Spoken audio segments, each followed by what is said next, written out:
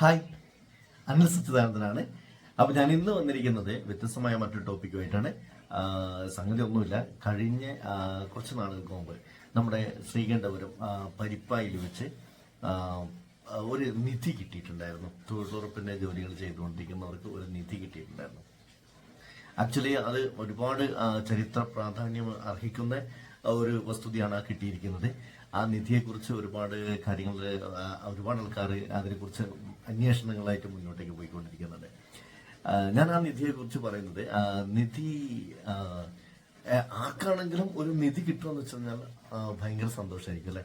പക്ഷെ വേറെ കാര്യം എന്ന് വെച്ചാൽ, ഇങ്ങനെ ഒരു നിധി കണ്ടെത്തി കഴിഞ്ഞാൽ ആ നിധി ഗവൺമെന്റിലേക്ക് അക്വയർ ചെയ്ത് കൊണ്ടുപോകും.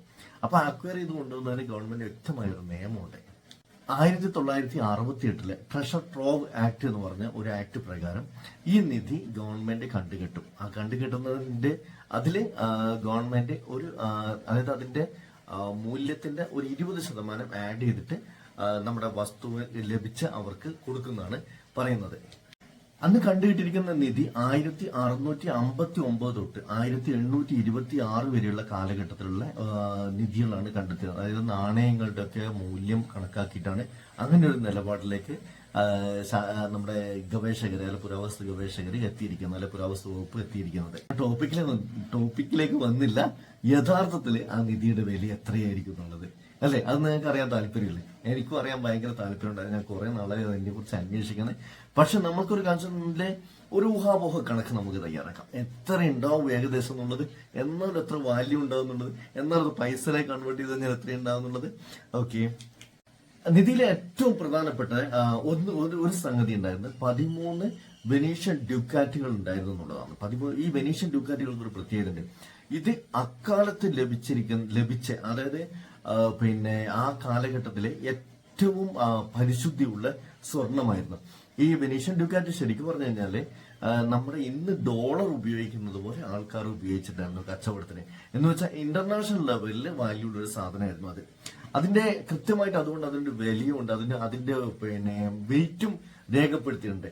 3.545 ഗ്രാം ആണുള്ളത്. അങ്ങനെ 13 എണ്ണമാണ് നമുക്ക് ലഭിച്ചിരിക്കുന്നത്. ഓക്കെ, നോട്ട് ദ പോയിന്റ്, 13 എണ്ണം. അപ്പൊ 13 എണ്ണത്തിന്റെ വാല്യൂ നമുക്ക് കണക്കാക്കാം. ഈ വെനീഷ്യൻ ഡ്യൂക്കാറ്റുകൾ അവര് ആഭരണമായിട്ട് ഉപയോഗിച്ചിട്ടുണ്ട്. ആഭരണമായിട്ട് ഉപയോഗിക്കുന്ന സമയത്ത് അതിന്റെ മേലെ നമ്മുടെ ഈ മാലയിൽ കോർക്കാൻ വേണ്ടിയിട്ട് 2-3 ഹുക്കുകൾ, അതായത് ഹുക്കുകളല്ല, ചെറിയ വളയങ്ങൾ കൂടെ ഘടിപ്പിച്ചിട്ടുണ്ട്. അപ്പൊ ആ വളയങ്ങൾ ചിലപ്പോ ഒരു 1/2 ഗ്രാമോ 1 ഗ്രാമോ ഒക്കെ കണ്ടേക്കും. അതിനെ നമ്മൾ കണക്കെടുത്തില്ല. കാരണം വെച്ചാൽ അത് എത്രയുണ്ടെന്നുള്ളത് നമുക്ക് അറിയില്ലല്ലോ. അത് തൂക്കി നോക്കാനുള്ള അനുമതി നമുക്കില്ലല്ലോ. അതുകൊണ്ട് നമുക്ക് വെനീഷ്യൻ ഡ്യൂക്കാറ്റിന്റെ റേറ്റ് മാത്രം വെച്ചിട്ട്, നമുക്ക് അതിന്റെ വെയിറ്റ് മാത്രം വെച്ചിട്ട് നമുക്ക് അതിനൊന്ന് കണക്ക് കൂട്ടി നോക്കാം. 13 എണ്ണം അങ്ങനെയാണെങ്കിൽ 3.545 വെച്ച് ഗുണിച്ച് നോക്കിക്കഴിഞ്ഞാൽ നമുക്ക് കിട്ടുന്നത്, ഞാൻ കണക്കിവിടെ എഴുതി വെച്ചിട്ടുണ്ട്, ഞാൻ വായിക്കാം കേട്ടോ, 46.085 ഗ്രാമാണ് കിട്ടുക. അതായത് 46 ഗ്രാം ഗോൾഡ് അതിൽ മാത്രമുണ്ട്. അപ്പൊ അങ്ങനെയാണെങ്കിൽ ഇന്നത്തെ ഗോൾഡ് റേറ്റ് വെച്ച് നമുക്കൊന്ന് കണക്കൂട്ടിക്കൂടെ? ഇന്നത്തെ ഗോൾഡ് റേറ്റ് ഞാൻ നോക്കട്ടെ. 7014 രൂപയാണ് 1 ഗ്രാം ഗോൾഡിന് വരുന്നത് കേട്ടോ. അങ്ങനെയാണെങ്കിൽ ടോട്ടൽ 3,23,240, അഥവാ 3,23,240 രൂപയുടെ ഗോൾഡാണ് ഈ വെനീഷ്യൻ ഡ്യൂക്കാറ്റിൽ മാത്രമുള്ളത് കേട്ടോ. മറ്റൊന്നുള്ളത് ഫ്രാൻസിസ്കോ കോഡാന്റെ ആ കാലഘട്ടത്തിലുള്ള ഗോൾഡിന്റെ കോയിന് കൂടെ കിട്ടിയിരുന്നു 4 എണ്ണം. ആ 4 എണ്ണം ഉള്ളത്. ആ 4 എണ്ണത്തിന്റെ വെയിറ്റ് വരുന്നത് 3.49 ഗ്രാം ആണ് ഒന്ന് വരുന്നത്. അങ്ങനെ വെച്ച് നോക്കിക്കഴിഞ്ഞാൽ അതിന്റെ റേറ്റ് നമുക്കൊന്ന് കണക്കൂട്ടാം. 97,915 രൂപയുടെ ഗോൾഡാണ് ഫ്രാൻസിസ്കോ കോഡാന്റെ ഗോൾഡ് കോയിന്റെ വാല്യൂ ആയിട്ട് ഞാൻ കണക്കാക്കുന്നത്. വീരരായൻ പണമാണുള്ളത്. വീരരായൻ പണം എന്ന് പറയുന്നത് സിൽവർ ആണ്. അപ്പൊ സിൽവറിന്റെ ഒന്നും വാല്യൂ ഞാൻ കണക്കാക്കുന്നില്ല. കാരണം നമുക്ക് എന്തുകൊണ്ട് ഇതിന്റെ വാല്യൂ കണക്കാക്കുന്നത് വെച്ച് കഴിഞ്ഞാല്, സിൽവറിന് അറിയാലോ താരതമ്യേന ചെറിയ വില മാത്രമേ ഉള്ളൂ. അത് വരുന്നത് 2.06 ഗ്രാം മാത്രമാണ് വരുന്നത് സിൽവറിൻ്റെത്. ഇതിനൊക്കെ ആർക്കിയോളജിക്കൽ വാല്യൂ ആണ് കണക്കാക്കുക, അതോ ഇതിന്റെ ലോഹ വാല്യൂ ആണ് കണക്കാക്കുക എന്ന് എനിക്ക് അറിയില്ല കേട്ടോ. അത് നിങ്ങൾക്കും അറിയെങ്കിൽ താഴെ കമന്റ് ആയിട്ട് രേഖപ്പെടുത്തണം.